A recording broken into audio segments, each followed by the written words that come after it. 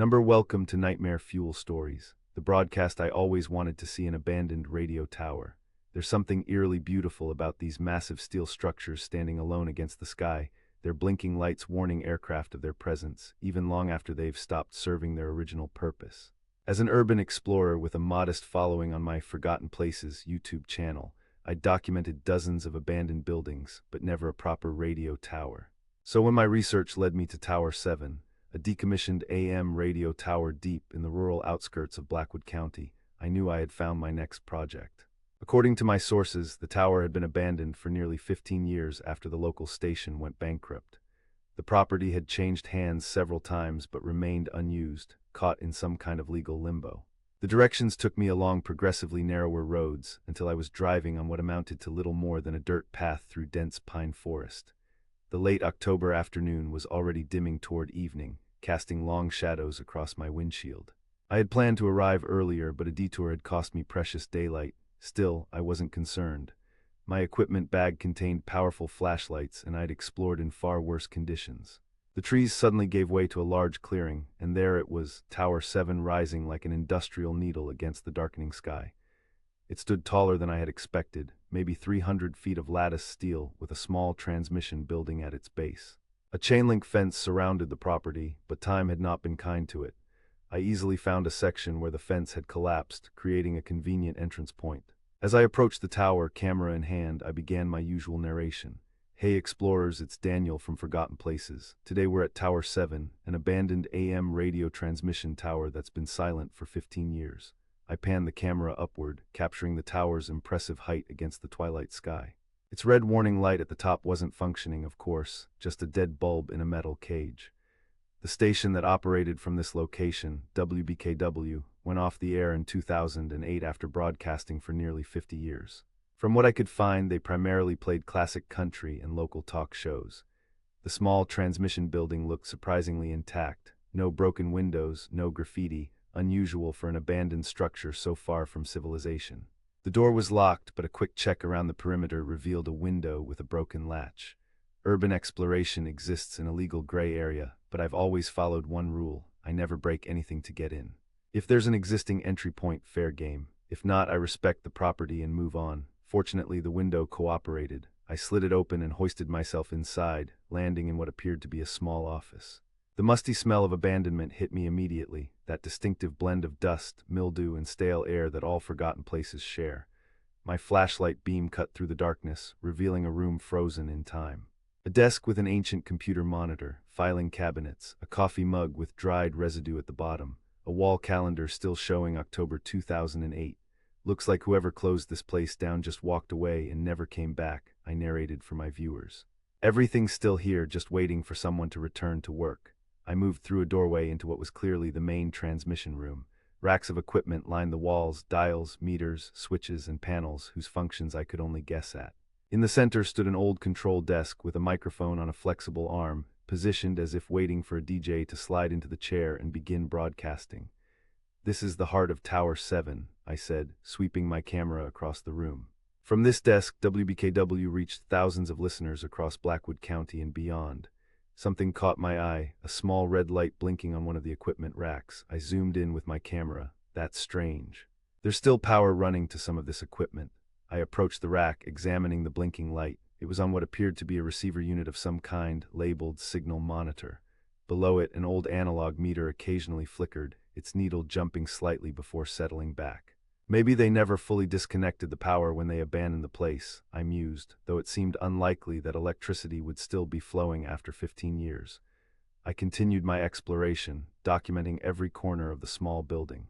A bathroom with a rusted sink, a break room with a mini fridge that I decided not to open, a storage closet filled with old promotional materials and boxes of what looked like vinyl records. As I was examining the records, I heard something that made me freeze, a voice. It was faint, barely audible, but definitely a human voice coming from somewhere in the building. I turned off my camera and stood perfectly still, listening. There it was again, a low, indistinct murmur, like someone talking at a distance. "Hello," I called out. "Anybody here?" No response, but the murmuring continued. I followed the sound back to the transmission room. It seemed to be coming from the control desk. The microphone was silent, but next to it sat an old radio receiver, and from its speaker came the faint sound I'd been hearing.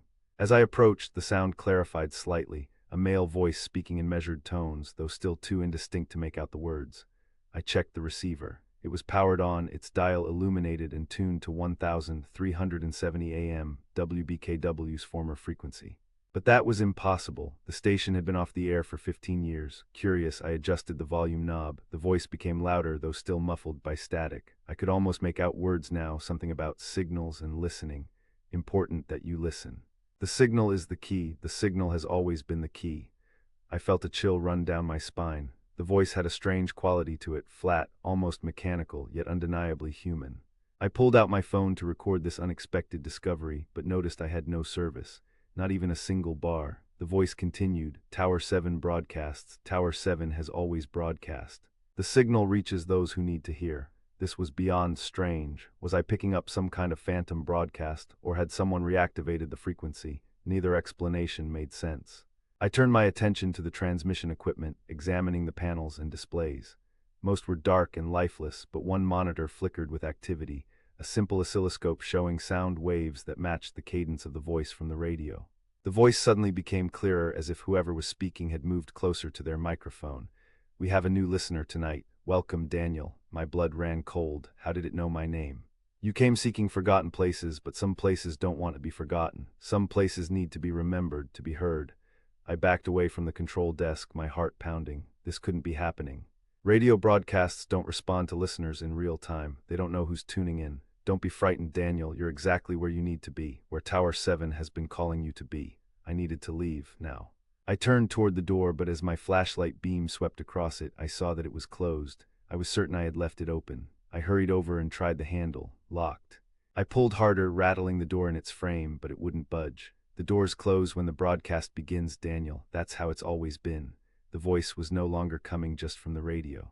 It seemed to emanate from the walls themselves, surrounding me. Tower 7 needs a voice. It's been too long since we've had a proper broadcast. I ran to the window I'd entered through, but it too was sealed shut, as if it had been painted over. I pounded on the glass, but it didn't even rattle. It felt solid as stone. Please, I said aloud, addressing the voice. I don't understand what's happening. I just came to document this place. I don't want any trouble. No trouble, Daniel, an opportunity. Tower 7 has chosen you. Do you know how rare that is? How special? The room's lights suddenly flickered on, dim at first, then brightening to reveal the transmission room in its entirety. But something was wrong. The equipment looked newer, cleaner. The layer of dust was gone. The faded paint on the walls now appeared fresh and vibrant. And the equipment, all of it was powered on now, dials moving, lights blinking, meters jumping as if actively monitoring a broadcast. What's happening? I whispered. Tower 7 is waking up, the voice replied. It needs to broadcast again. The message must continue. I moved back to the control desk, drawn by a compulsion I couldn't explain. The chair seemed to invite me to sit. The microphone bent slightly in my direction like a curious creature. What message? I asked. The only message that matters, the signal that calls them. Calls who? Those who listen. Those who have always listened, since before this tower, since before any tower. Despite my fear, I found myself sitting in the chair. It felt right somehow, as if it had been waiting for me. The microphone seemed to adjust itself, positioning perfectly before my lips. All you need to do is speak, Daniel. Read the words that appear and Tower 7 will do the rest. Before me, the ancient computer monitor flickered to life, its screen filling with text, a script of some kind. The words seemed to shift and change as I looked at them, but their meaning remained clear. I don't understand what's happening, I said, my voice trembling. This tower is abandoned. WBKW doesn't exist anymore. WBKW was just one name among many. The tower has had many voices over many years. The broadcast existed before radio, before electricity. Before language itself, the methods change, but the signal remains. The text on the screen stabilized, the words now clear and waiting. Read, Daniel, become the voice of Tower 7. I found myself leaning toward the microphone, my lips parting. Some part of me screamed to resist, to run, to break a window, anything to escape.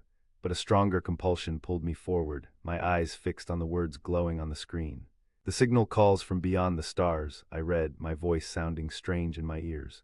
It crosses the void between worlds, between minds. Those who hear will understand. Those who understand will come. As I spoke, the equipment around me hummed with energy. The meters spiked, needles pushing into red zones. The lights brightened to an almost painful intensity. The gate opens through sound, I continued, the words flowing more naturally now. through vibration, through the spaces between thoughts, listen for the pattern beneath the words. The message within the message. Outside, the tower itself began to hum, a low vibration that I could feel through the floor, through the chair, through my bones. The red warning light at its top, which I'd noted was dead earlier, now blazed with unnatural brightness, pulsing in rhythm with my words. Tower 7 broadcasts to those with ears to hear, I read. To those with minds that can comprehend. The signal is the key that unlocks. Something was happening to me as I spoke. Each word seemed to drain something from me while simultaneously filling me with something else, something cold and vast and ancient. I wanted to stop, to tear myself away from the microphone, but my body no longer felt like my own.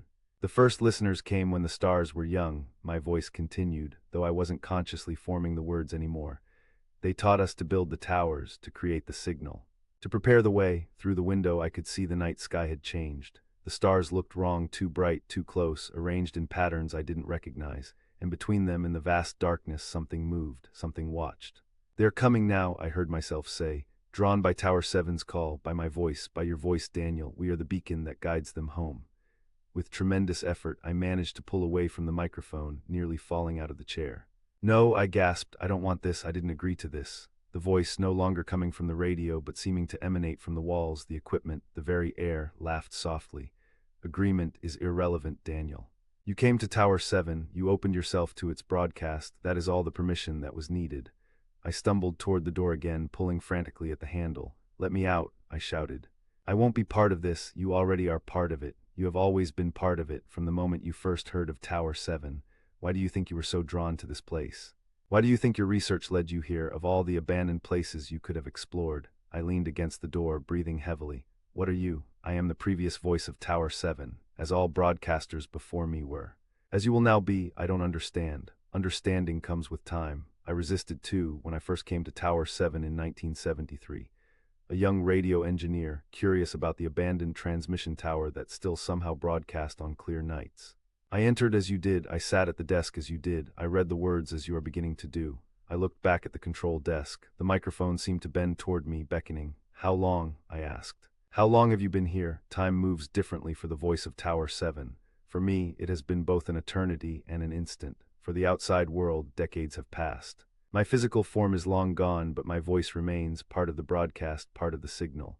And what happens to me if I become this voice? You join the chorus, you help maintain the signal. You call to those beyond, guiding them to Earth. They are so close now, Daniel, closer than they've ever been. This will be the final broadcast before their arrival. Through the windows, I could see the sky had changed even more dramatically. The stars were now arranged in a distinct pattern, a spiral of light with a dark center like a celestial whirlpool, and from that darkness something was emerging. "What are they?" I whispered. "They have no name in any human language. They existed before words, before thought. They taught the first humans to build the first towers, to create the first broadcasts. Stone circles, signal fires, radio waves. The method evolves, but the purpose remains. And what is that purpose? To open the way, to guide them home. This isn't their home," I said, a sudden anger cutting through my fear. "This is our planet." "Our home," the voice chuckled, a sound like static. "Oh, Daniel, you understand so little. They were here long before humans. Earth was their first colony, their launching point to spread across the stars. They left markers, the towers, the broadcast instructions, and a promise to return when the signal called them back." I looked around desperately for anything I could use as a weapon, though what good would a weapon do against a voice, against an entity that seemed to exist within the broadcast itself? My eyes fell on the equipment racks, on the cables and connections that linked everything together. If I could somehow disable the broadcast. "Your thoughts betray you, Daniel," the voice said. "Many have tried to silence Tower 7. To destroy the equipment, to break the connection, but the broadcast doesn't come from the equipment, it comes through it. The true source lies elsewhere." "Where?" I demanded. "Below, always below, in the foundation. In the earth itself." I remembered seeing a door that I had assumed led to a basement or storage area. If what the voice was saying was true, maybe the answer lay below. I made a dash for it, yanking the door open to reveal a narrow staircase descending into darkness. Without hesitation, I plunged down the steps, my flashlight beam bouncing wildly ahead of me. The basement was a single large room, unfinished, with a dirt floor and concrete walls. But at its center stood something that stopped me in my tracks. It wasn't equipment, it wasn't machinery. It was a ring of stones, ancient, weathered stones arranged in a perfect circle. They looked impossibly old, covered in symbols I didn't recognize, and in the center of the circle, a pit descended into the earth, its depth hidden in shadow. From this pit rose a faint glow, pulsing in rhythm with the hum of the tower above. Now you see, the voice said, following me into the basement. Tower 7 is merely the most recent iteration. Before radio, there was a fire tower here. Before that, a bell tower. Before that, standing stones. The location has always been sacred. The broadcast has always continued. I approached the stone circle cautiously. What's down there? The first transmitter, the original signal source left by those who came before.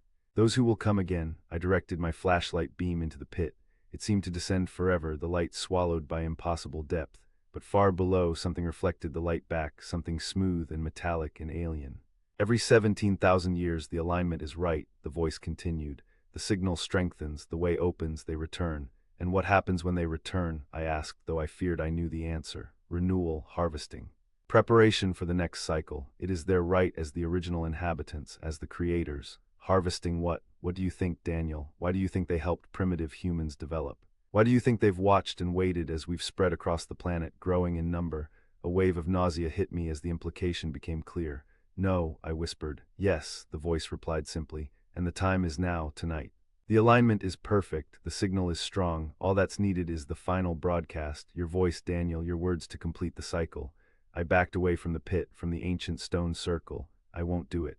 I'll destroy this place first. With what? Your bare hands against stone that has stood for millennia. Your will against entities that have planned across epochs. You cannot stop what has already begun. I looked around frantically, my flashlight beam dancing across the basement walls. There had to be something, some way to interrupt the broadcast, to break the connection. And then I saw it, a small metal box mounted on the wall near the stairs. A circuit breaker panel. The voice must have sensed my intention. The power has been cut and restored countless times, Daniel. The broadcast continues regardless.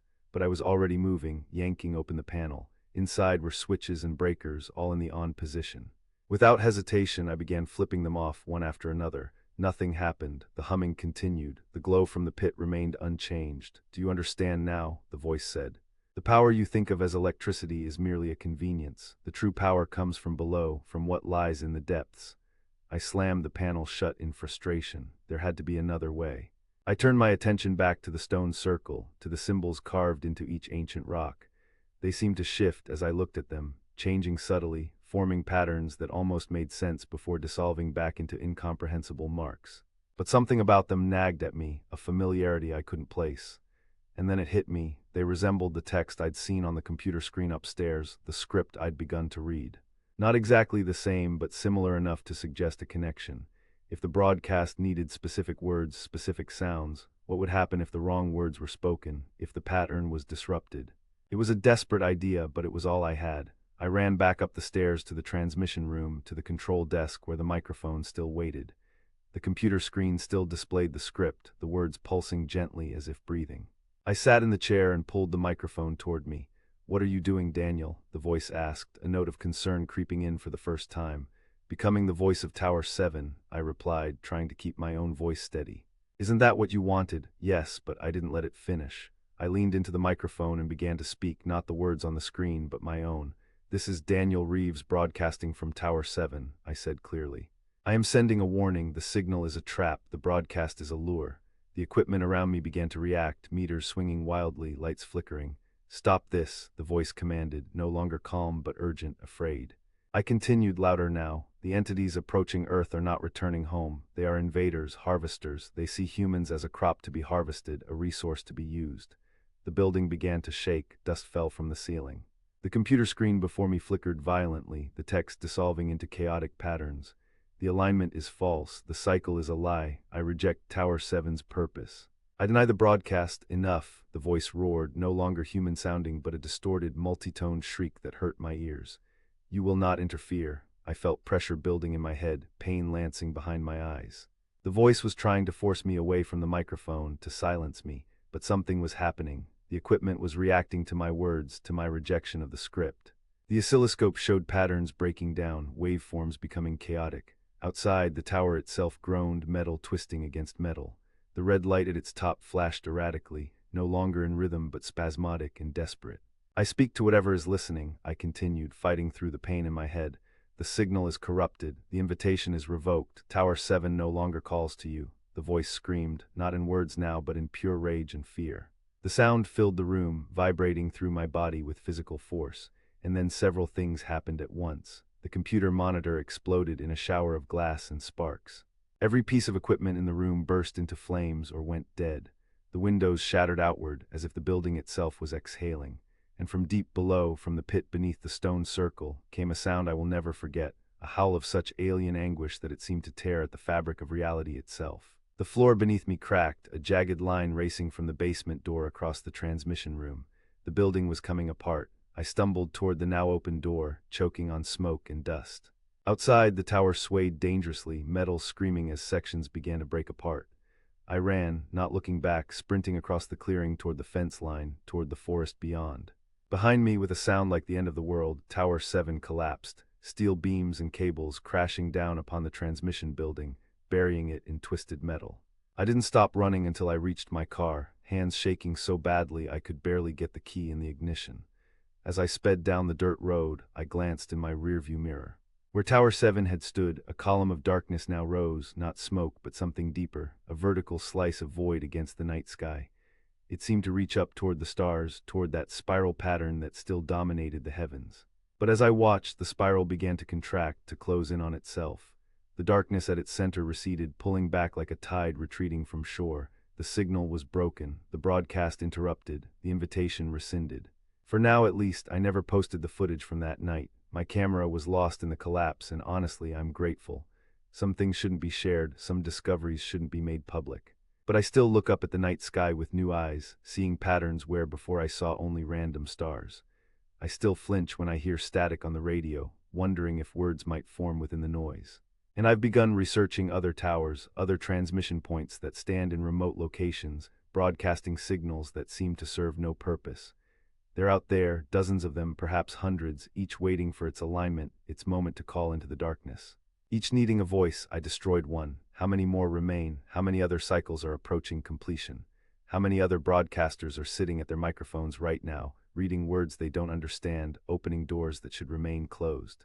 I listen to the static between stations now, straining to hear patterns, warnings, anything that might tell me where to go next, because someone needs to silence these towers one by one.